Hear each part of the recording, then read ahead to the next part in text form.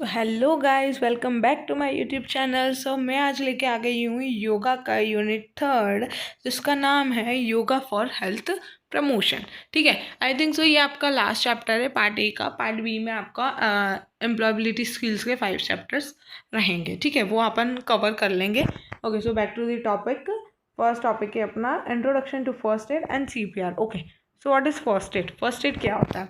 तो देखो, first aid हम लोग कब यूज़ करते हैं? जब हमको ऐसी मेडिकल सिचुएशन इमरजेंसी आए, या कोई सिक हो, या फिर इंजर्ड पर्सन हो। ठीक है, तो हम लोग इमीडिएट सबसे पहला स्टेप क्या होता है हमारा? फर्स्ट एड का होता है। सबसे पहला स्टेप हम लोग क्या लेते हैं? फर्स्ट एड ही लेते हैं। ठीक है, फर्स्ट एड में एक और चीज़ इंप्रूव होती है, CPR। यहाँ पर CPR नाम आ रहा, तो CPR क्या है वो हम लोग आगे जाके बहुत अच्छे से देखेंगे। ठीक है, CPR का फुल फॉर्म क्या होता है? तो कार्डियो पल्मोनरी। ठीक है, कार्डियोपल्मोनरी, ये कार्डियो से, ये किससे रिलेटेड है? अगर आप अपना लॉजिक यूज़ करें तो कार्डियो यानी हार्ट से रिलेटेड है। ठीक है, तो ये बेसिकली उसके बारे में हम लोग अभी नीचे पूरा पढ़ेंगे। ठीक है, अगर इसका फुल फॉर्म है कार्डियोपल्मोनरी रेससिटेशन। ठीक है, प्रोनाउंसिएशन आप एक बार देख लेना। ठीक है, तब ये क्या, और ऐसा नहीं है कि फर्स्ट एड ना कि सिर्फ ट्रेंड या डॉक्टर लोग या फिर ट्रेंड पर्सन ही दे सकते हैं, ऐसा कुछ नहीं है। मैं फर्स्ट एड एक कॉमन सेंस वाली चीज़ है ना, कि ये कोई भी दे सकता है, नॉट ट्रेंड पर्सन भी दे सकता है, अनट्रेंड पर्सन, सॉरी। ठीक है, और सबको CPR याद, मतलब CPR देना आना चाहिए, क्योंकि इमरजेंसी सिचुएशन कब आ जाए किसी को नहीं पता होता है। और यहाँ पर अब एक और चीज़ देखने को हम मिल रही है, जो कि है AED। ओके, सो AED क्या होता है? तो देखो, इसका फुल फॉर्म है ऑटोमेटेड एक्सटर्नल, क्या है? Automated external defibrillator. Okay, automated external defibrillator. ये क्या होता है? ये क्या काम करता है? ठीक है, तो ये बेसिकली एक मशीन होती है। ये तब काम आती है जब हमारा जो हार्ट है वो पंप करना बंद कर देता है। तो ये एक ऐसी मशीन है जिससे इलेक्ट्रिक शॉक देती है, तो उससे हम लोग हमारे हार्ट पंपिंग को मतलब स्टार्ट कर सकते हैं। ऐसा उससे ये कोशिश की जा सकती है। तो AED बेसिकली क्या है? एक मशीन है जो कि इलेक्ट्रिक शॉक देती है टू पंप आर हार्ट। ठीक है, और कब यूज़ करते हैं? When are heart is stop to heart beat. ठीक है, बीटिंग जब वो बंद कर देता है। ठीक है, और ये यूजुअली अवेलेबल होता है कहाँ कहाँ पे? पब्लिक प्लेसेस में अवेलेबल होता है। कहाँ कहाँ? जैसे मॉल हो गया, एयरपोर्ट्स हो गया, एंड मैनी मोर। ठीक है, अब इसका प्राइमरी एम क्या होता है, इसका ऑब्जेक्टिव क्या होता है फर्स्ट एड का? तो सबसे पहले तो ये होता है भैया कि वो सामने वाले को जो पेन में है उसका पेन थोड़ा कम कर दे। एटलीस्ट पूरा बंद नहीं हो सकता तो कम कर दे, उसका पेन मिनिमाइज कर दे, थोड़ा सा रिलीफ प्रोवाइड करा दे और उसकी लाइफ बचा ले। ठीक है, सबसे एम तो पहले यही होता है ना। सेकेंड हम बोल सकते हैं, अगर जैसे कहीं पे फॉर एन एग्जांपल हम लोग देखें, तो अगर कहीं पे एक्सीडेंट हो रखा है, तो अगर एक्सीडेंट हो रखा है तो उस बंदे को वहीं पे नहीं ट्रीटमेंट देना है, कहीं सेफ प्लेस ले जाओ जहाँ पर सराउंडिंग अच्छी हो, बहुत सारे पर्सन मतलब बहुत सारे लोग घिरे हुए ना हो, जहाँ थोड़ा सा वो रिलैक्स कर पाए, घबराए ना, तो उस प्लेस पे, सेफ प्लेस पे ले जाओ बेसिकली। थर्ड वाला हम लोग बोल सकते हैं कि जब तक वो फर्स्ट स्टेप फर्स्ट एड होता है। ठीक है, तो जब तक हॉस्पिटल और ये सब आ रहा है, हॉस्पिटल्स क्या मैं बोल रही हूँ, सॉरी, एम्बुलेंस जब तक आ रही है तब तक हम लोग एटलीस्ट यहाँ पर बैंडेज या फिर जो भी है हम लोग जितना हेल्प कर सकते हैं हम उतना करें। ठीक है, ये एम होता है ना। अब हम लोग आते हैं, यहाँ पर लिखा है, ये यहीं पे वही बात लिखी है कि ऐसा नहीं है कि ट्रेन पर्सन ही थे, हर कोई फर्स्ट एड तो दे ही सकता है। ठीक है, फिर अब कुछ पॉइंट्स है जो कि हम लोगों को नोट करने चाहिए इमरजेंसी सिचुएशंस में। यहाँ पर ABCD लिखा है, जिसमें है airway, breathing, circulation and disability. अब एयरवे जो है ना, उसका नीचे अच्छे से एक्सप्लेनेशन लिखा हुआ है, एयरवे आपको कैसे क्लियर करना है। ठीक है, और जो ब्रीदिंग है, रेस्पिरेशन मतलब ब्रीदिंग सही चल रही है कि नहीं, सर्कुलेशन का हो जाता है। डिसेबिलिटी यानी हम लोग बोल सकते हैं डिफ़िकल्टी इन बॉडी फंक्शन। ठीक है, मतलब मूवमेंट में ऐसा दिक्कत तो नहीं हो रही है, ऐसा। ठीक है, फिर अब आता है इन सच सिनारियो। हाँ, तो ना कुछ चीज़ें हम लोगों को दिमाग में रखनी है, जो कि हमारे पेशेंट जो भी इंजर्ड है या फिर जो भी उनको हुआ है उनको हेल्प करे। ठीक है, सबसे पहले आपको क्या करना है? फर्स्ट चेक द इन्वायरमेंट, मतलब इन्वायरमेंट सेफ है कि नहीं पर्सन के लिए, उस बंदे के लिए, पहले वो चेक करो। देन आपको देखना है कि वो बंदा कॉन्शियस है या अनकॉन्शियस है, ठीक है। अगर वो अनकॉन्शियस हो रहा है तो उसको उसके हाथ पैर हिलाओ, यानी मतलब उसको बोलो कि शाउट करो आर यू ओके, उसको ऐसे उसकी बॉडी हिला के बोलो are you okay. Then call your local emergency helpline number. Helpline number तो एक्चुअली पहले ही कॉल कर देना चाहिए, ठीक है, लेकिन इसमें लिखा है तो ठीक है। लेकिन और फिर बोला कि और फिर आपने को क्या करना चाहिए, जो कि सुनो जो मूवमेंट हो रहा है ना उसके चेस्ट के, जो ब्रीदिंग हो रही है उसका ब्रीदिंग साउंड सुनो कि वो प्रॉपर फंक्शन कर रही है। देन जो उसकी जो पल्स है नेक की वो मतलब चेक करो। देन आप सीपीआर दो, लेकिन बीच में आप लोग एईडी दे सकते हो अगर वहाँ पर अवेलेबल है, या फिर और कोई इंस्ट्रक्टर है वहाँ पर, मतलब जिनको आता है एईडी करना तो वो कर सकता है। देखो ध्यान रखना, एईडी ट्रेंड पर्सन को ही करना चाहिए, मतलब अनट्रेंड पर्सन नहीं कर सकता है उसको, ठीक है, ये ध्यान रखना। तो अगर वो है तो पहले एईडी दे दो, देन फिर सीपीआर के लिए बिगिन करो, ठीक है। अब बेसिकली अब पूरा मेन टॉपिक है सीपीआर। तो एक्चुअल में सीपीआर होता क्या है, हम लोग क्यों देते हैं सीपीआर और किसको सीपीआर देना चाहिए। तो बेसिकली मैंने आपको बता दिया था इसका फुल फॉर्म क्या है। तो ये एक लाइफ सेविंग प्रोसीजर होता है जिसमें जब हार्ट बीट इसमें जब थोड़ा सा ऐसा मतलब प्रॉब्लम आती है लेने में या फिर स्टॉप्ड हो जाती है तो हम लोग सीपीआर देते हैं। इसलिए बोला जाता है कि सीपीआर सबको देना आना चाहिए, ठीक है। अब इसमें दो सिचुएशंस आती हैं, दो पर्सन आते हैं, एक ट्रेंड पर्सन और एक अनट्रेंड पर्सन। तो जो अनट्रेंड पर्सन होता है ना, जिसमें कॉन्फिडेंस नहीं होता सीपीआर देने का, उनको क्या करना है, चेस्ट कंप्रेशन उनको 100 टाइम्स देना है with in a minute. 1 minute में उनको 100 टाइम चेस्ट कंप्रेशन करना पड़ेगा। तो यानी फ्रीक्वेंट करना पड़ेगा क्योंकि 1 मिनट है और 100 टाइम्स करना है, ठीक है। कब तक करना है, जब तक मेडिकल हेल्प अराइव नहीं होती आती तब तक। और दूसरी ओर एक वेल ट्रेन्ड पर्सन है, उसको कैसे सीपीआर देना है, तो उनको 30 चेस्ट कंप्रेशन देने होते हैं by and two rescue breath भी देने। रेस्क्यू ब्रीथ में क्या आता है, mouth to mouth resuscitation, mouth to mouth यानी अपने माउथ से उसके माउथ में सांसें भरनी है ताकि वो ब्रीद कर पाए, ठीक है। और ये मेक श्योर करना कि आपने मास्क पहना हो अगर आपके पास अवेलेबल हो, बिकॉज क्योंकि अगर उसको इन्फेक्शन होगा सामने वाले को तो उससे आपको भी हो सकता है, अंडरस्टूड। और तो देखो, और तो यही दो सिचुएशंस थी और इसमें सब बोला गया है कि अगर हम लोग सीपीआर नहीं देते हैं ना तो पर्सन इस सिचुएशन में अगर हम लोग सीपीआर नहीं दें, आप किसी का हार्ट स्टॉप हो गया या फिर ब्रीदिंग में प्रॉब्लम आ रही, तो अगर हम लोग नहीं देते हैं तो वो बंदा 5 to 10 मिनट अगर हम लोग नहीं दें with in the 5 to 10 minute तो वो बंदा मर भी सकता है, उसकी डेथ भी हो सकती है। तो ऐसा क्यों होता है, तो देखो भैया, अपना जब हार्ट स्टॉप होता है ना तो जो अपना जो ऑक्सीजनेटेड ब्लड होता है ना उसका सप्लाई अपने ब्रेन में बंद हो जाता है। तो वो क्या होता है, जो कि क्या कर देता है, ब्रेन डैमेज कॉज कर देता है, तो उससे डेथ हो सकती है। तो सीपीआर क्या करता है, जो ऑक्सीजनेटेड ब्लड होता है ना उसको अपने ब्रेन में सर्कुलेट करता है, इसलिए सीपीआर देने से किसी की लाइफ बच सकती है, अंडरस्टूड। हम लोग आते हैं अब देखो इसमें सीपीआर का बता रखा है 2 कैटेगरी है, एक एडल्ट की कैटेगरी है और एक न्यू बॉर्न बेबीज़ की कैटेगरी बताई गई है, यानी बच्चों की, और एक एडल्ट की कैटेगरी है। तो देखो एडल्ट की कैटेगरी में भी अलग होगा और बच्चों की कैटेगरी में भी अलग सीपीआर दिया जाता है। तो देखो हम लोग एडल्ट की उसमें देख लेते हैं सीपीआर कैसे देते हैं। तो देखो क्या करना होता है, हम लोगों को चेस्ट कंप्रेशन तो करना है, हम लोगों को CAB वाला पाथवे फॉलो करना है, ठीक है। कौन सा पाथवे फॉलो करना है, CAB। अब इसका क्या है, CAB यानी एक सेकेंड, CAB, ठीक है। CAB यानी पहला चेस्ट कंप्रेशन, देन एयरवे देंगे, देन ब्रीदिंग देंगे। तो ये हमारे एडल्ट लोगों का, हम लोगों का ऐसे प्रोसीजर अपनाना है, CAB करके, chest compression, airway and breathing, understood. तो देखो, और इसमें हम लोगों को चेस्ट कंप्रेशन मैंने आपको बता ही दिया, एटलीस्ट 100 बार करना है विद इन अ मिनट, ठीक है। और चेस्ट कंप्रेशन डेप्थ में, कितना डेप्थ में ये तक बता रखा है, ठीक है, यानी 5 सेंटीमीटर। अब नापने तो हम लोग बैठेंगे नहीं, तो 2 इंचेस ऐसा अपन अंदाज़ा लगा सकते हैं, इतना देना होता है, ठीक है।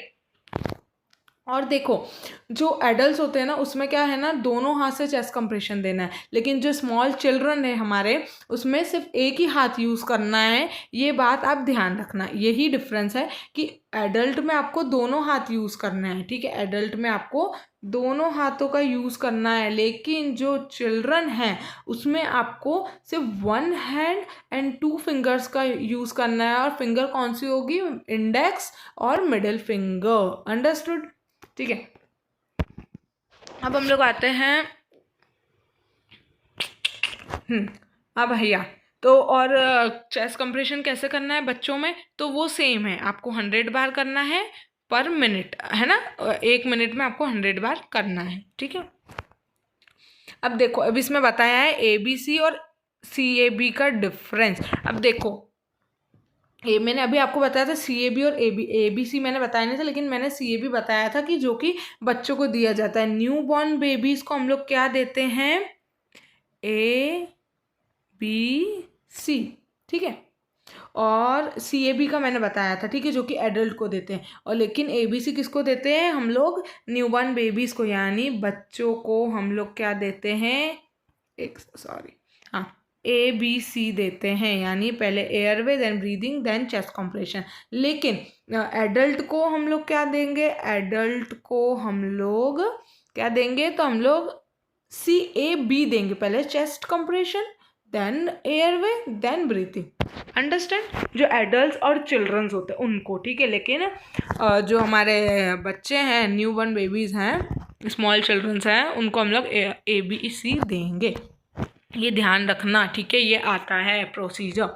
फिर आता है माउथ टू माउथ रेसिसिटेशन। तो रेसिसिटेशन, अब इसमें क्या है अपने को कि देखो ये ध्यान रखना कि ये जो माउथ टू माउथ रेसिसिटेशन है, यानी माउथ टू माउथ वाली चीज़ है, जो माउथ टू माउथ ब्रीथ देना है, वो ट्रेंड पर्सन ही करता है। अगर वो ट्रेंड है, मैंने अभी ऊपर पढ़ा है, अगर आप ट्रेंड हो तो आप 30 चेस्ट कंप्रेशन करके 2 रेस्क्यू ब्रीथ दे सकते हो। समझ आया, है ना। तो अब इसमें क्या करना है, अगर एडल्ट हैं तो एडल्ट में वही 30 चेस्ट कंप्रेशन करके 2 रेस्क्यू ब्रीथ देनी है। और ये प्रोसेस, ये जैसे ही आपने 30 चेस्ट कंप्रेशन करे और 2 रेस्क्यू ब्रीथ दी, इसको हम लोग एक साइकिल बोलते हैं। फिर ऐसी साइकिल ये चलती रहेगी जब तक मेडिकल मतलब फैसिलिटीज़ अराइव नहीं होती, ठीक है। और चिल्ड्रन के लिए भी सेम चीज़ है, लेकिन उनको थोड़ा, बेबीज़ हैं वो, तो उनको थोड़ा सा हम लोगों को जेंटली करना होता है, ठीक है। तो अब हम लोग CAB का देख रहे हैं, यानी हम लोग CAB का देख रहे हैं, यानी हम लोग एडल्ट का देख रहे हैं अभी। तो देखो क्या करना है, हम लोग को पूरी प्रोसेस बताइए जो कि बेसिक है। हम लोगों को क्या करना है, उसको उस बंदे को एक फ्लैट सरफेस पर लेटाना है, ठीक है। और हम लोगों को चेस्ट कंप्रेशन कहाँ पे करना है, हम लोगों को जो बीच का सेंटर है ना हमारा इधर, तो चेस्ट पे वहाँ पर प्रेस करना है दोनों हाथों से, ठीक है। Place your other hand on top of the first hand, ठीक है, यानी अपने हाथ के ऊपर हाथ रखना है आपको, ठीक है, वहीं पे बीच सेंटर में आपके चेस्ट के। और देन अपने को अपनी जो बॉडी है उस पर थोड़ा वेट डालना है और अपने को चेस्ट कंप्रेशन स्टार्ट करना है। एटलीस्ट मैंने बताया था 2 इंचेस होना चाहिए, ठीक है, और 100 कंप्रेशन अ मिनट करना है, ठीक है। हाँ, और अगर वो ट्रेंड पर्सन है तो आप 30 चेस्ट कंप्रेशन के बाद वो रेस्क्यू ब्रीथ दे सकते हो, ठीक है। देन हम लोग आते हैं एयरवे पे। हम लोगों ने चेस्ट कंप्रेशन का पढ़ा था, ओके, ये चेस्ट कंप्रेशन का था। अब हम लोग AC हमने पढ़ लिया, अब हम लोग A पढ़ेंगे, हम लोग एडल्ट का पढ़ रहे हैं, ठीक है। अब आएगा एयरवे। तो अब हम लोगों को क्या करना है, हम लोगों ने चेस्ट कंप्रेशन दे दिया, अब हम लोग क्या करेंगे, एयरवे खोलेंगे। तो एयरवे कैसे खोलते हैं, तो एयरवे हम लोग क्या करेंगे, आपका जो पाम है उसके फॉरहेड पे रखो और जेंटली उसका जो हेड है उसको थोड़ा पीछे की तरफ टिल्ट करो, ठीक है, टिल्ट करो। और जो आपका अदर हैंड है ना उसको तो अदर हैंड से आप उसकी जो चिन है उसको जेंटली लिफ्ट करना फॉरवर्ड साइड, तो उसका जो एयरवे है ना वहाँ पर वो ओपन हो जाएगा। अंडरस्टूड? फिर आता है ब्रीदिंग की चीज़ें। अब ब्रीदिंग में देखो, रेस्क्यू ब्रीदिंग जो कि माउथ टू माउथ ब्रीदिंग होती है, जो कि सिर्फ एक ट्रेन्ड पर्सन कर सकता है ना। Mouth to nose breathing, if the mouth is serious injured, ठीक है, कांट भी ओपन। अगर माउथ नहीं हो पा रहा है तो आप लोग माउथ टू नोज भी दे सकते हो, ठीक है, अगर माउथ नहीं ओपन हो पा रहा है तो। तो आप लोगों को इसमें क्या करना है, एयरवे अपन ने ओपन कर दिया तो आपको उसकी जो नोस्ट्रिल है ना, उसकी जो नाक है, उसको पिंच, उसको दबा के रखना है, फिर माउथ टू माउथ ब्रीदिंग देनी है, ताकि जो वो जो आप जो सांस दे रहे हो ना वो मुंह से वापस बाहर नहीं निकले, ठीक है, नाक से वापस बाहर नहीं निकले, ठीक है। तो ये 2 रेस्क्यू करके ये 1 साइकिल कंप्लीट होती है, ठीक है। देन फिर आप लोग चेस्ट कंप्रेशन, ये पूरी साइकिल है, ये चलती रहती है, ठीक है। और अगर आपके पास एईडी अवेलेबल है तो आप एईडी किसी जिनको आता है, वेल ट्रेंड पर्सन है, उससे एईडी भी आप करवा सकते हो, ठीक है। ठीक है, तो हम लोगों ने एयरवे भी देख लिया और ब्रीदिंग भी देख लिया, इसकी प्रोसेस ये देखो ऐसे करके ऐसे दी जाती है, ठीक है। आप लोग इसका प्रैक्टिकल भी देखना, क्योंकि हम लोगों ने सिर्फ थ्योरी समझी तो प्रैक्टिकल भी आना चाहिए। और अब आता है, अब बच्चों की बारी आती है, चिल्ड्रन की बारी आती है। तो चिल्ड्रन में मैंने आपको क्या बताया था, एडल्ट में सी ए भी होता है, लेकिन चिल्ड्रन में जो बच्चे हैं, न्यूबॉर्न बेबीज़ हैं, उनके लिए ABC होता है। यहाँ पर टाइपिंग मिस्टेक है तो इसको सही कर लेना, ABC होता है। प्रोसीजर दोनों का सबका सेम है, वही जो मैंने आपको डिफरेंस बताया था, तो ये वही है, ठीक है, कि बच्चों में कैसे करना है। तो एक बार आप लोग ये पढ़ लेना, नहीं तो मैं आपको सिर्फ ऊपर ऊपर का बता देती हूँ। तो देखो वही प्रोसेस वही है ABC का। पहले हम लोग एयरवे देख लेते हैं, एयरवे में भी यही है, मतलब उसके 30 कॉम्प्रेशन करके वो उसकी एयरवे खोलेंगे अपन, और फिर उसका चिन, उसका हेड पीछे करेंगे, और वही चीज़, ताकि उसका एयरवे खुल जाए, ठीक है। फिर ब्रीदिंग में भी सेम चीज़ है जो हम लोगों ने ऊपर पढ़ी है ना। तो आप एक बार इसको पढ़ लेना। और इसमें जो चेस्ट कंप्रेशन है ना, चेस्ट कंप्रेशन में इसमें थोड़ा सा ऐसा बोल रखा है कि 1 हैंड ही अपने को, तो चाइल्ड में तो 1, अगर ज़्यादा छोटा बच्चा है ना, तो मैंने आपको बताया ना, एक ही हाथ लेना है और 2 फिंगर लेनी है और चेस्ट कंप्रेस करना है। और इसमें भी 2 इंचेस का ही बोला गया है अभी तो। और उन्होंने बोला है कि push hard at the rate of 100 to 120 compression a minute. तो इसमें थोड़ा सा डिफरेंस ऐसा आ जाता है, बाकी पूरा सेम है ना। फिर हम लोग हमारे नेक्स्ट टॉपिक पे बढ़ते हैं, yogic management of stress and its consequences. तो अब कॉन्सेप्ट ऑफ स्ट्रेस क्या है? आज की लाइफ में सबको स्ट्रेस है, ठीक है। कोई भी ऐसा बंदा नहीं है जो स्ट्रेस नहीं लेता, हर एक बच्चा स्ट्रेस लेता है, हर चीज़ का स्ट्रेस बहुत सारे टाइप के होते हैं, कोई किसका ले रहा है तो कोई किसका ले रहा है, ठीक है। इट इज़ ये यूनिवर्सल टर्म है जो कि हर बंदा फेस करता ही करता है स्ट्रेस, ठीक है। आज की लाइफ में सबकी लाइफ बहुत स्ट्रेसफुल है, आजकल के बच्चों की लाइफ स्ट्रेसफुल है, पेरेंट्स, एडल्ट, सीनियर, बहुत सबकी लाइफ स्ट्रेसफुल होती है, ठीक है।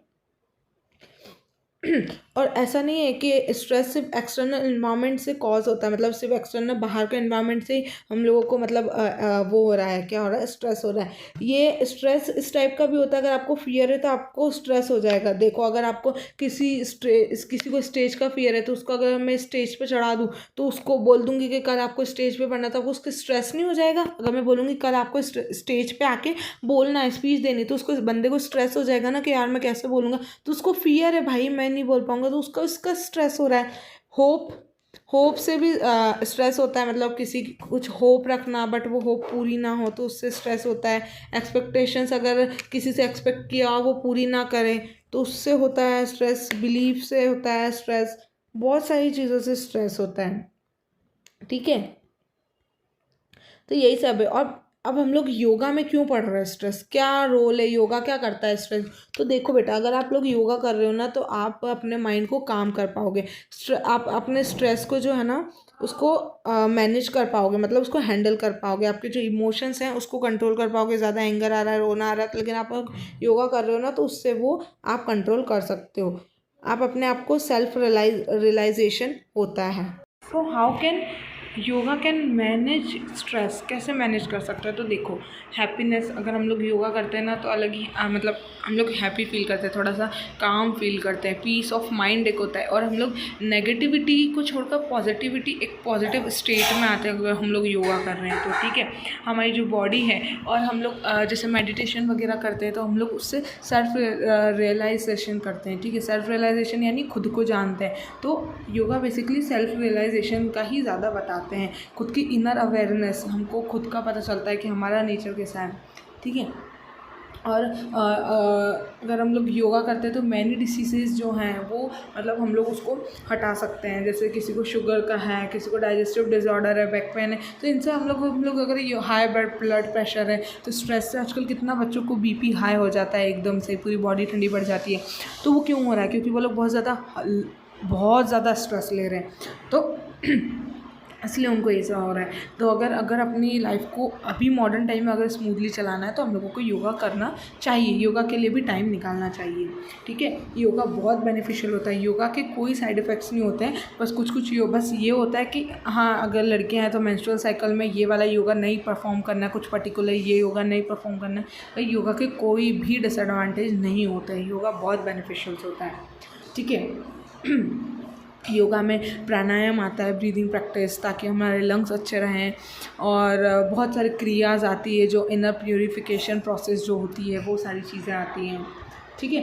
तो रिलैक्स करता है हमारी बॉडी को, है ना। तो स्ट्रेसफुल लाइफ से अगर हम लोग योगा करते हैं तो हम लोग स्ट्रेस थोड़ा सा रिड्यूस कर सकते हैं, ठीक है। फिर आती है हमारी डेफिनेशन की WHO से मेंटल हेल्थ की हम लोग बताते हैं कि अकॉर्डिंग टू WHO तो मेंटल हेल्थ क्या है। अगर आप कैसे पता करोगे कि आप मेंटली हेल्दी हो? तो अगर आप लोग आपके डे टू डे वर्क कर रहे हो, प्रोडक्टिविटी आप लोग कुछ कर रहे हो, आप काम करने में आप काम कर पा रहे हो, एबल हो आप काम करने के लिए, और अच्छे से कर पा रहे हो, अच्छे से कंट्रीब्यूट कर रहे हो, ठीक है। तो वो होती है हेल्दी मेंटल हेल्थ, ठीक है। लेकिन अगर आप काम नहीं कर पा रहे हो, प्रोडक्टिविटी नहीं है, काम कर रहे हो बट कहाँ ध्यान है नहीं पता, और अच्छे से नहीं कर पा रहे हो, और बहुत सारी चीज़ें, किसी ने क्या बोला आपने क्या कर दिया, तो वो आप अच्छे मेंटल स्टेट में नहीं हो, आप हेल्दी मेंटल स्टेट में नहीं हो, ठीक है। अब आता है टाइप्स ऑफ स्ट्रेस। अब देखो, स्ट्रेस के भी टाइप्स होते हैं, ऐसा नहीं है स्ट्रेस हमेशा ख़राब होता है, स्ट्रेस कभी कभी के लिए अच्छा भी होता है। तो एक होता है हमारा गुड स्ट्रेस और एक दूसरा होता है हमारा बैड स्ट्रेस। तो गुड स्ट्रेस क्या होता है? गुड स्ट्रेस के कुछ फीचर्स हैं। जैसे गुड स्ट्रेस मोटिवेट करता है। फॉर एन एग्जाम्पल अगर हम लोग देखें तो कैसे मोटिवेट करेगा, तो देखो अभी जैसे या दो टाइप के स्ट्रेस होते हैं हमारे, ठीक है। एक गुड स्ट्रेस होता है और एक बैड स्ट्रेस होता है। स्ट्रेस कभी कभार के लिए हमारे लिए अच्छा भी होता है, ठीक है, हमेशा ख़राब नहीं होता। तो जैसे हम लोग गुड स्ट्रेस के हम लोग अगर फीचर्स देख लें तो फर्स्ट है मोटिवेशन, मोटिवेट करता है। तो कैसे मोटिवेट करता है? तो अगर आप एक स्टूडेंट हो, आप कॉलेज गोइंग हो या फिर स्कूल गोइंग हो, तो चलो अभी मैं 12th का पढ़ा रही हूँ ना, तो मैं 12th का एग्जाम्पल ले लेती हूँ। आपका बोर्ड एग्ज़ाम होगा, है ना, कभी भी होगा, फेब में, मार्च में, ठीक है। तो आपको उसका स्ट्रेस रहेगा कि बोर्ड एग्ज़ाम में मैं क्या करूँगा, तो आप स्ट्रेस से आप पढ़ने लगोगे। तो आप अगर पढ़ोगे तो आपको अच्छे स्कोर करेंगे। तो ये आपको पढ़ने के लिए मोटिवेट करता है, ये स्ट्रेस, ठीक है। अगर आप कॉलेज गोइंग और आपका लास्ट ईयर है, नहीं आपका जैसे सेकेंड ईयर से ही है, तो आपको स्ट्रेस का एक है जॉब लेने का, ठीक है, जॉब लेने का स्ट्रेस है, या फिर कोई दूसरा प्रोफेशन अगर किसी को जॉब नहीं करना है तो वो है। तो अगर उसको स्ट्रेस है उस चीज़ का, तो वो उसकी स्किल्स डेवलप करेगा उन सालों में। अगर उसको स्ट्रेस ही नहीं है तो वो नहीं करेगा। तो ये मोटिवेट भी करता है, ठीक है। और अगर आप स्ट्रेस ले रहे हो तो आपका परफॉर्मेंस इंप्रूव करेगा। जैसे यही ले लो, आप अगर अपनी स्किल्स डेवलप करें, अगर आपको स्ट्रेस, अगर आपको आगे जाके अच्छा पैसा कमाना है, तो आप अपनी स्किल्स डेवलप करोगे तो आपका परफॉर्मेंस इंप्रूव करोगे ना, अपने आप को इंप्रूव करोगे। तो ये अपने आप को इंप्रूव भी करता है। अगर स्ट्रेस है तो हो रहा है ना, अगर आप स्ट्रेस ही नहीं रहे तो आपको कोई स्ट्रेस ही नहीं है कि हाँ भाई कुछ भी लिखाएंगे एग्ज़ाम में, ऐसा, ठीक है। आपकी एनर्जी पे फोकस होता है, अपनी एनर्जी पे। अगर हम लोग इम्प्रूव करना है अगर अपने को परफॉर्मेंस, तो आप फोकस रहोगे ना, ठीक है। अब जो बैड स्ट्रेस है उसके हम लोग कैरेक्टरिस्टिक्स आउटकम्स देखते हैं। अगर बैड स्ट्रेस है तो उसके आउटकम्स क्या होंगे? अगर आपने ज़्यादा ही कुछ, देखो हर चीज़ लिमिट में अच्छी होती है, ठीक है। अब आपको एंजाइटी होती है, अगर आपको टेंशन, आपका परफॉर्मेंस डिक्रीज़ हो रहा है, ठीक है, आपको मेंटल और फिज़िकल प्रॉब्लम आ रही है, यानी आपको मेंटल हेल्थ और फिज़िकल हेल्थ भी अच्छी नहीं चल रही है, तो ये बैड स्ट्रेस में आता है। ये आपको क्वेश्चन आता है, what is good stress and what is bad stress, ठीक है। तो आप ये सारी चीज़ें लिख सकते हैं। अंडरस्टूड? अब स्ट्रेस के क्या कॉजेज़ होते हैं भाई? दुनिया में लोग इतना स्ट्रेस लेते हैं, तो उसके कॉजेज़ क्या हैं, हम लोग पहले ये तो जान लें। तो पहला कॉज है फाइनेंशियल प्रॉब्लम।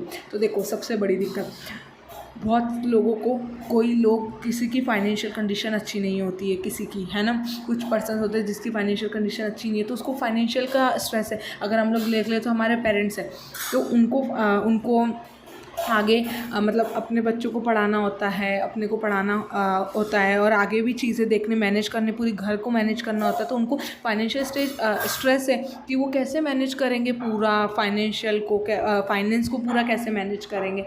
अंडरस्टूड। अगर अभी आप बड़े हो जाओगे तो 22 के बाद आपको भी मतलब जॉब के लिए करोगे तो आपको जैसे स्टार्टिंग में आपकी जैसे फॉर एन एग्जांपल कम लग गई तो आपको भी इशू रहेगा फाइनेंशियल का स्टार्टिंग में, कि आपको स्ट्रेस रहेगा, है ना।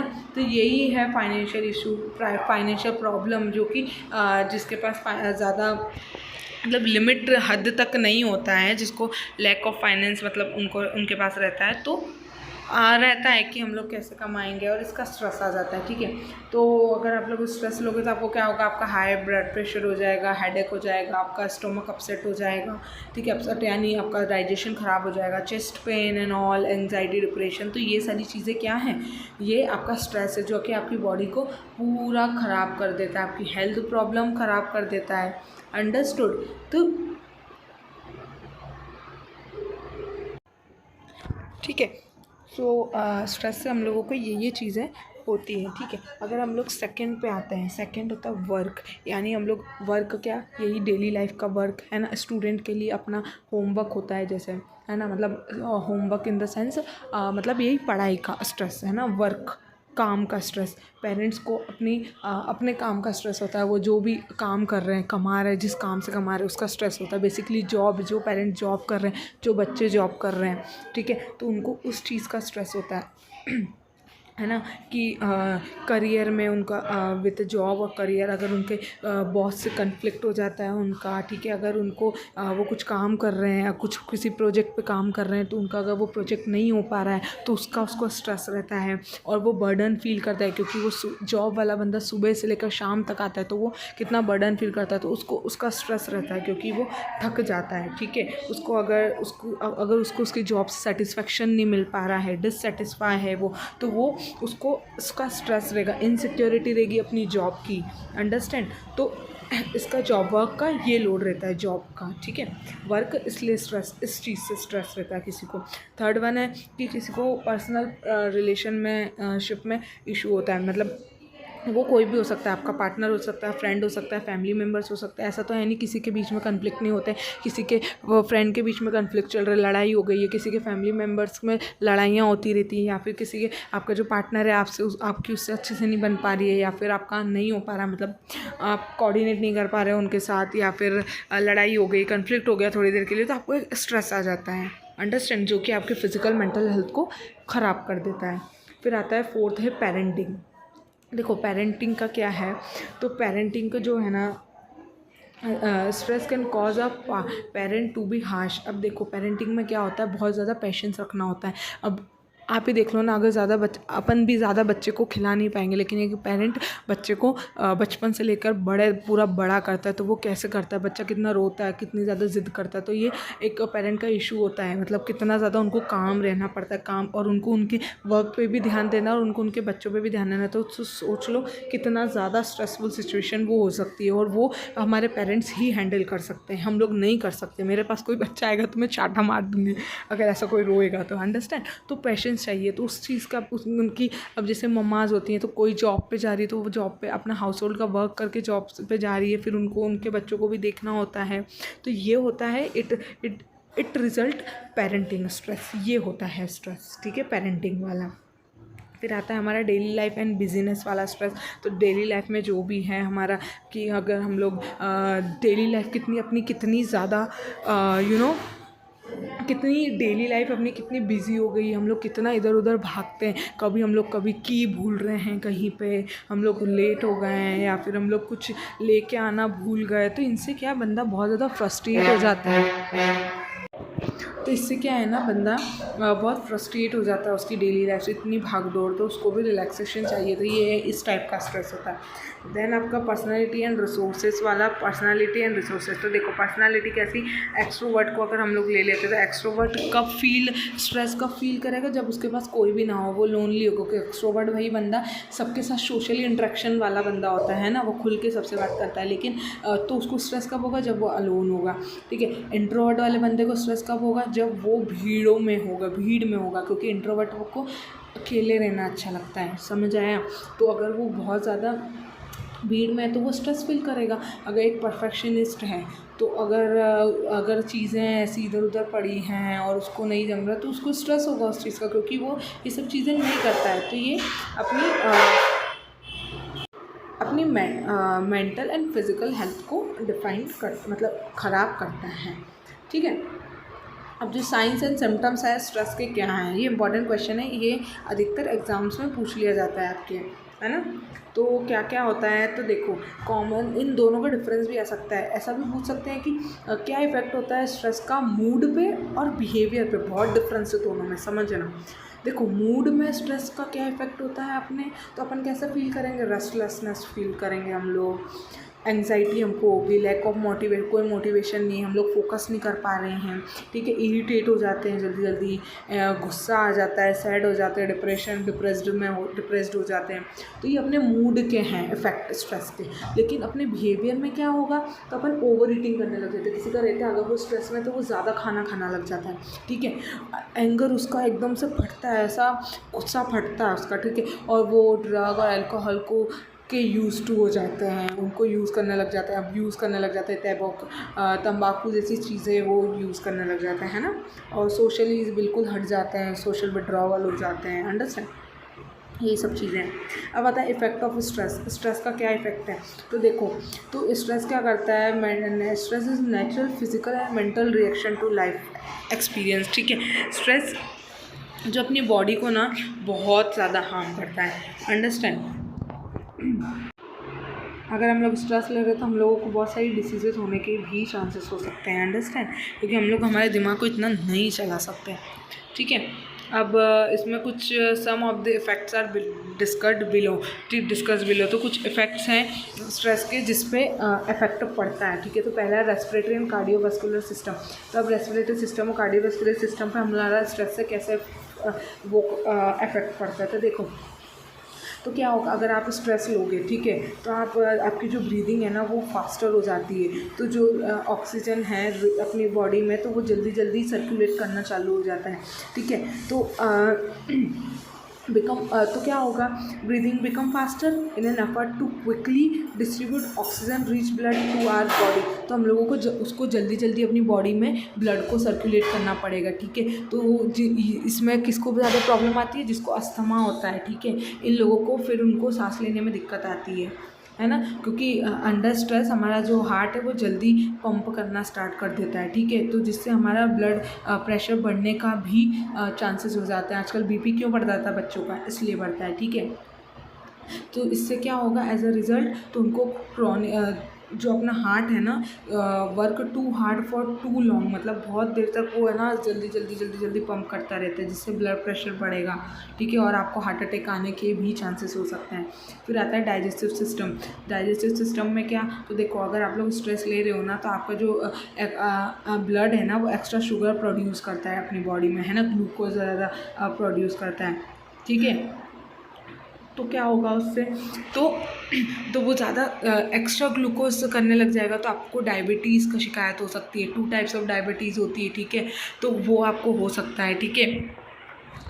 अब आता है हमारा कि मस्कुलर सिस्टम पे आपका क्या इफेक्ट पड़ता है स्ट्रेस का, तो लेकिन अगर आप स्ट्रेस हो तो आपकी बॉडी ना बहुत टाइट सी हो जाती है, आप बहुत ऐसे आप रिलैक्स नहीं रह पाते हो, क्योंकि आपके जो मसल्स हैं ना वो आपको अपने आप को प्रोटेक्ट करने में लगे होते हैं किसी इंजरी से, तो आप रिलैक्स हो ही नहीं पाओगे। अगर आप स्ट्रेस लेते रहोगे तो आप रिलैक्स नहीं हो पाओगे और आपको फिर shoulder pain, back pain, body एक्नेस और ये सब होने लग जाता है, क्योंकि अपनी बॉडी को भी एक टाइम पर रिलैक्स फील होना होता है, अपनी मसल्स को भी टाइटनिंग होना, मतलब टाइट होनी चाहिए मसल, ऐसा बोलते, लेकिन रिलैक्स अपनी बॉडी को करना पड़ता है, ठीक है।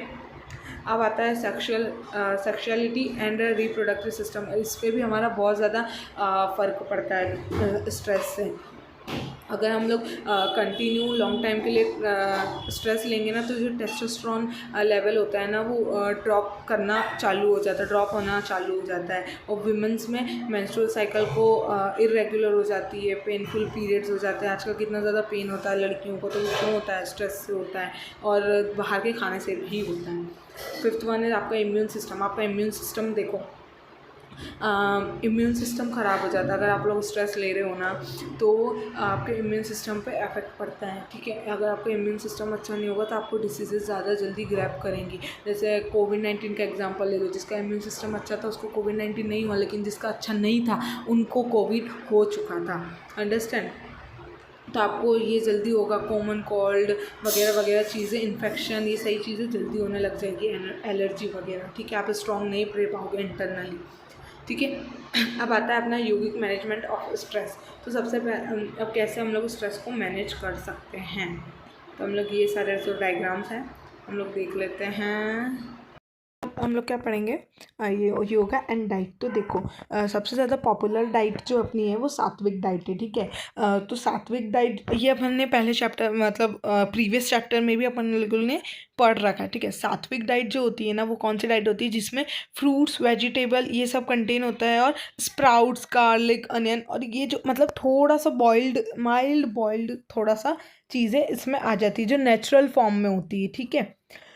जैसे सूप हो गया, ऐसे फॉर्म में होता है ना। और जो और फिर आती है राजसिक। राजसिक में हम लोग क्या है, फ्राइड फूड्स मतलब पूरा तला गला खाना, जो कि बाहर का जो जंक फूड होता है ना उसको हम लोग राजसिक बोलते हैं। मैंने आपको इसको याद करने का तरीका भी बताया था कि राजाओं का खाना तो कैसा होता है, तला गला, मतलब वही बिल्कुल शानदार वाला है ना। वो अच्छा तो लगता है खाने में बट वो हमारी बॉडी के लिए हार्म करता है। जैसे सॉफ्ट ड्रिंक्स हो गई और कॉफ़ी एंड बिवरेज, ये सारी चीज़ें जो है ना ये राजसिक में आती हैं, ठीक है। और जो तामसिक है, तामसिक जो नॉन वेजिटेरियन फूड आइटम्स होते हैं, मतलब जैसे अल्कोहलिक ड्रिंक वगैरह हो गया, और थोड़ा सा स्मेली टाइप का जो खाना नहीं होता है वो आ जाता है इसमें। मीट भी आता है इसमें, है ना।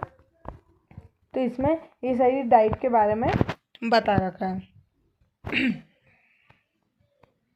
तो देखो यो आपकी डाइट में आपको क्या क्या मतलब लेना है। देखो सात्विक डाइट तो आपको लेना ही लेना है, लेकिन जो राजसिक डाइट है आपको उसको लिमिट से लेना है, लेकिन तामसिक डाइट जो है उसको आपको अवॉइड ही करना है, ठीक है। अब योगा है, कुछ डिसीजेज है तो योगा कैसे उसको प्रिवेंट करेगा, ठीक है। तो आपको पता है ओबेसिटी क्या होती है, यानी मोटापा।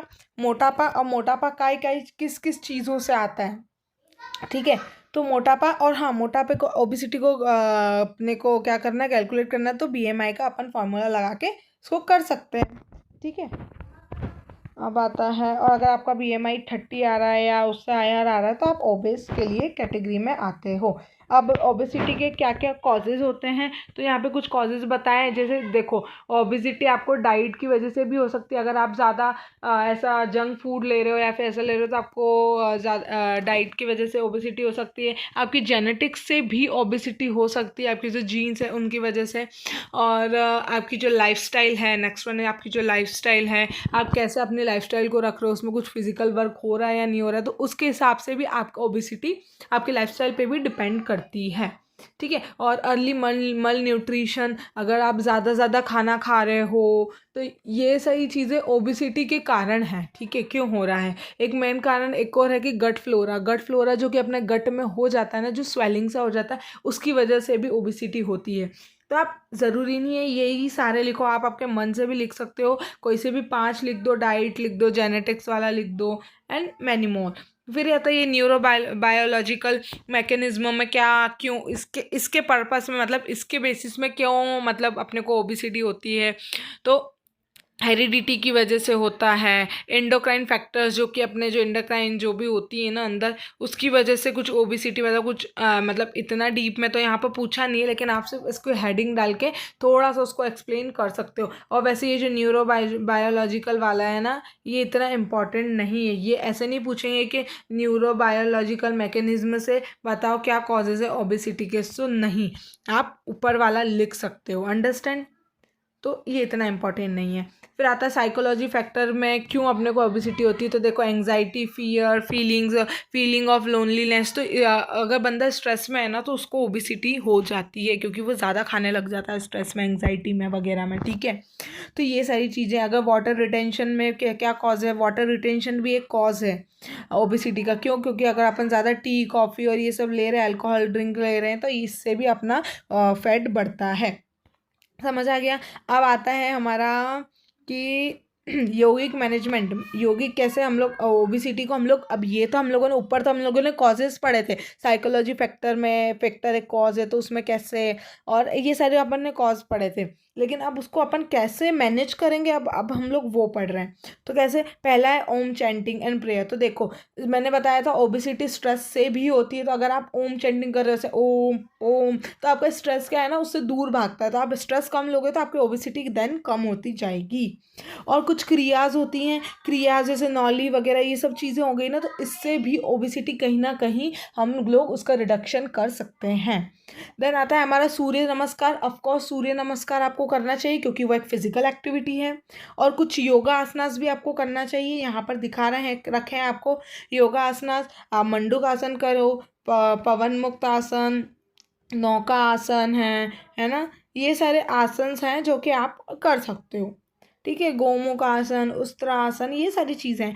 देन आता है हमारा ये भुजंगासन, धनुरासन, ये शव आसन, ये सारी चीज़ें। फिर आता है प्राणायाम, से भी हम लोग हमारे ओबिसिटी को सही कर सकते हैं। ये यहाँ पे नाड़ी शोधना प्राणायाम, सूर्य भेदी प्राणायाम, ये सारे इसके नाम लिखे, आप ये वाले प्राणायाम कर सकते हो, है ना। आप लोग ध्यान कर सकते हो, यानी मेडिटेशन करोगे स्ट्रेस जाएगा तो आप ये करो। तो इसमें से आपको सारे नहीं लिखने हैं, आपको कुछ 5 इसमें से लिख देने हैं। योगी की मैनेजमेंट आप लोग कैसे मतलब ओबिसिटी को वो करोगे, तो आप इसमें लिख देना 5 को, इससे भी समझ आया। और रही बात, मैं जो चीज़ें नहीं बता रही हूँ वो आप एक बार रीड कर लेना, ताकि अगर आपको कुछ पॉइंट ना भूल पाओ, मतलब ना सॉरी ना भूल पाओ, कि अगर कोई भूल जाओ तो आप वो लिख सकते हो।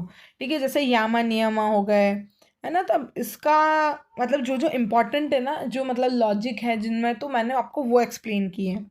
ठीक है, फिर आता है हाइपरटेंशन। हाइपरटेंशन अब क्या होता है, यानी अपना जो नॉर्मल ब्लड प्रेशर है वो हाई हो जाता है, हम लोग बोलते हैं ना बीपी जो बढ़ जाता है, तो हाइपर टेंशन जो हो जाता है ना, आपके जो ब्लड प्रेशर है वो नॉर्मल से अबाव चले जाता है, तो हम लोग उसको बोलते हैं। ठीक है, मैक्सिमम 140 होता है और मिनिमम आपका 90 रहना चाहिए। ठीक है, बहुत रिस्क फैक्टर यहाँ पर बताए हैं। अब आता है इसके भी 2 टाइप्स है। अब ये टाइप्स क्या है भैया हाइपरटेंशन की, तो टेंशन लेने की ज़रूरत नहीं है, सिंपल चीज़ है। प्राइमरी हाइपरटेंशन में आपको हाइपरटेंशन मतलब आपको कोई डिसीज़ नहीं है, आपको सिर्फ बीपी का ही मतलब आपको हाइपरटेंशन ही है ना, आपके ब्लड प्रेशर हो रहा है, लेकिन वो किसी डिसीज़ की वजह से नहीं हो रहा है, आपको कोई डिसीज़ नहीं है। लेकिन सेकेंडरी हाइपरटेंशन में क्या होता है ना, आपको हाइपरटेंशन क्यों हो रहा है, क्योंकि आपको डिसीज़ है, तो आपको डिसीज़ की वजह से अगर हाइपरटेंशन हो रहा है तो वो सेकेंडरी हाइपरटेंशन है। लेकिन एब्सेंस ऑफ अंडरलाइंग डिसीज, यानी आपको डिसीज नहीं है, आपको सिर्फ हाइपरटेंशन हो रहा है, तो वो प्राइमरी है। अंडरस्टूड। तो ये सारी चीज़ें आ जाती है इसमें। अब इसको आप लोग हाइपरटेंशन को कैसे आप लोग मैनेज करेंगे, डाइटरी मैनेजमेंट क्या होना चाहिए इसका, है ना। तो सबसे पहले तो अपने को है ना अपनी हेल्दी लाइफस्टाइल रखो, यानी अच्छे से न्यूट्रिशन लो, और अवॉइड करो फ्राइड फ्रूट जो होते हैं, जंक फूड जो होते हैं, उन सबको अवॉइड करो, जिसमें हाई सॉल्ट होता है फूड में, तो उन लोगों को, हाइपरटेंशन वाले लोगों को वो नहीं खाना चाहिए, है ना। तो ऐसी बहुत सारी चीज़ें हैं जो कि, और आपको मिल स्किप नहीं करना है ना। अवॉइड पिकल, आपको अचार हटाना है, चटनीज जो आती है, पापड़, इनमें हाई सॉल्ट होता है, तो आपको ये चीज़ें, ये सारी चीज़ें अवॉइड करनी है। ठीक है, बेकिंग सोडा वाली चीज़ें भी आपको अवॉइड करनी है। अंडरस्टैंड। और यौगिक मैनेजमेंट, ये तो डाइट मैनेजमेंट था। अब आपके यौगिक मैनेजमेंट में आप लोग क्या कर सकते हो, आपको दो दो इन हर डिसीज़ में आपको 2 चीज़ याद रखनी है, एक यौगिक मैनेजमेंट, एक डाइटरी मैनेजमेंट। दोनों के बता दो, आप लॉजिक लगा के भी बता सकते हो, मतलब थोड़ी बहुत आपको पता है ना, और लगभग सबके सेम है। ठीक है, तो एक लिस्ट बना लो कि इसका ये है, सबके सेम ही आएंगे लगभग। ठीक है, आता है अब घुमा फिरा के एक ही बात करते हैं, क्योंकि ये लोग। फिर आता है यौगिक मैनेजमेंट में, तो यौगिक मैनेजमेंट में देखो क्रियास करो, है ना। हाइपरटेंशन है तो आप क्रियास करोगे, तो आपको शायद जैसे जल नेति क्रिया करो और सूत्र नेति क्रिया करना चाहिए इसमें हम लोगों को। ठीक है, सूर्य नमस्कार करना चाहिए, है ना। आसनास में ताड़ासन करो, वज्रासन करो, शवासन करो, शवासन तो करना ही चाहिए आई थिंक सो। प्राणायाम करो ताकि अपनी बॉडी काम रहे, है ना। मेडिटेशन करो ताकि अपने को ब्रीथ अवेयरनेस रहे। ओम चैंटिंग करो मेडिटेशन में, ये सही चीज़ें आ जाती हैं। अब आता है लो, अब इसमें क्या दिया है, कॉन्ट्राडिक्शंस भी दिए हैं। तो the topsy turvy posture, hyper hyper ventilation breathing practices should be avoided, है ना। वैसे तो कोई इतना ये सब चीज़ें करता नहीं है, बट फिर भी अगर कोई करे तो उसके लिए अवॉइड करनी चाहिए। लो लो लो बैक पेन है, आपको बैक पेन हो रहा है, तो अब उसके सिम्टम्स क्या होंगे। तो देखो आपकी फ्लेक्सिबिलिटी अगर लिमिटेड है ना, और कुछ किसी को स्पाइन में कुछ प्रॉब्लम आ जाती है तो उससे भी होता है, ठीक है। तो और यही सारे कॉजेज आपको पता है कि भैया बैक पेन क्यों हो रहा होगा, है ना। अगर आपकी बैक पेन मतलब बहुत ज़्यादा क्या बोल सकते हैं हम लोग यार, फ्लेक्सिबिलिटी नहीं है आपके इसमें, और आपकी बैक पेन पूरी जकड़ गई है, तो ये हो जाता है। स्पाइन में कुछ प्रॉब्लम आ गया आपके लिगामेंट में, है ना। तो ये सारे आपने कुछ ज़्यादा हैवी उठा लिया है तो हो सकता है ना। अब इसमें लोअर योगिक मैनेजमेंट क्या होगा, तो देखो कुछ कुछ तो इसमें फालतू लिखे हैं। पहला है ओम चैंटिंग। अब ओम चैंटिंग करोगे तो बैक पेन में क्या होगा, लेकिन इस बुक में लिखा है तो आप ये भी नहीं भी लिखोगे तो चलेगा, लेकिन अगर एग्जाम में पूछे तो आपको यही लिखना पड़ेगा क्योंकि बुक में यही है, ठीक है। ओम चैंटिंग है, ये तो मुझे लॉजिक लगा नहीं था बट ठीक है। स्पाइनल एक्सरसाइजेस हैं, अगर स्पाइनल एक्सरसाइज करोगे तो ऑफ कोर्स सही हो जाएगा, है ना। और योगा आसना जो ताड़ आसन और ये सारे जो आसन्स लिखे हैं आप ये कर सकते हो। देन आसन्स भी कुछ सिलेक्टेड रखो जो सब में आ रहे हो, तो वो याद कर लो तो इजी रहेगा, है ना। ये ट्रिक है आपकी। प्राणायाम में ये सारे उज्जयी भ्रमरी ये सारे प्राणायाम करो, है ना। योग निद्रा ये एक स्पेशल प्रैक्टिस है। ध्यान में वही ओम चैंटिंग वगैरह, मतलब ध्यान में वो आ जाएगा, मेडिटेशन टिप्स आ जाती है, वही मेडिटेशन एंड ऑल, ठीक है। अब इसमें क्या लिखा रखा है, अरे एक सेकेंड, ये क्या हो गया। तो आपको इतना इतना जो इसमें भर भर के लिखा है ना, ये आपको लिखने की ज़रूरत नहीं है, ठीक है। हाँ, तो इसको अपन कैसे रिलीफ और भी कर सकते हैं, तो देखो कंफर्टेबल क्लॉथ पहनो, ठीक है। लो हील्ड शूज़ पहनो, और जो एक्सरसाइज स्ट्रेस कम लो, है ना। और जो और क्या बोल सकते हैं, हम्म, जो कम लोड उठाओ, ज़्यादा लोड मत उठाओ, हैवी ऑब्जेक्ट मत उठाओ, तो ये सारी चीज़ें हैं। फिर आता है हमारा ब्रोंकियल अस्थमा। तो ब्रोंकियल अस्थमा में हम लोग क्या, अस्थमा वही वाला जो अस्थमा जिसमें अपने को कफ कोल्ड एंड ज़्यादा रहता है ना। तो अपने को सांस लेने में थोड़ा सा दिक्कत आती है क्योंकि अपना जो एयरवे होता है ना वो नैरो हो जाता है ना। इसके कॉजेज़ क्या हैं अपने को कैसे पता चलेगा, तो अगर आप ब्रीथ कम ले पा रहे हो, चेस्ट में टाइटनिंग हो रही है, कफिंग हो रही है, तो आपको ये चीज़ रहती है, ठीक है। तो अब इसके साइंस एंड सिम्टम्स मैंने आपको बताया है ना। डिफ़िकल्टी इन मतलब सांस लेने में दिक्कत आएगी, है ना। चेस्ट टाइट होगा और ये सारी चीज़ें, हार्ट सीवियर हार्ट अटैक आने का थोड़ा सा चांसेस होता है, ठीक है। अब आता है इसके मैनेजमेंट क्या होगा, कैसे डाइटरी मैनेजमेंट हम लोग करेंगे, तो कैसे कर सकते हैं हम लोग। तो हम लोगों को क्या करना है, वो वाले फूड्स को अवॉइड करो जो जिससे आपको एलर्जी है ना। और जो कोल्ड फूड आइसक्रीम्स वगैरह होती हैं क्योंकि उसमें कफिंग ज़्यादा होती है, तो आपको वो चीज़ें अवॉइड करनी होती है, ठीक है। अब आता है हम लोगों का योगिक मैनेजमेंट। योगिक मैनेजमेंट में आप क्या कर सकते हो, जो क्रियाज हैं, जल नेति हो गई, सूत्र नेति हो गई, ये सब कुंजल क्रिया आप इससे कर सकते हो। ओम चैंटिंग एंड प्रेयर्स कर सकते हो, है ना, ताकि आपको थोड़ा सा शांति रहे, है ना। फिर योगा आसनास में आप लोग ये सारे योगास जो लिखे हैं, शव आसन, धनुरासन, भुजंग आसन कर सकते हो, और प्राणायाम में लिख सकते हो आप, ये सारे कॉमन हैं, आप ये सारे करना, ठीक है।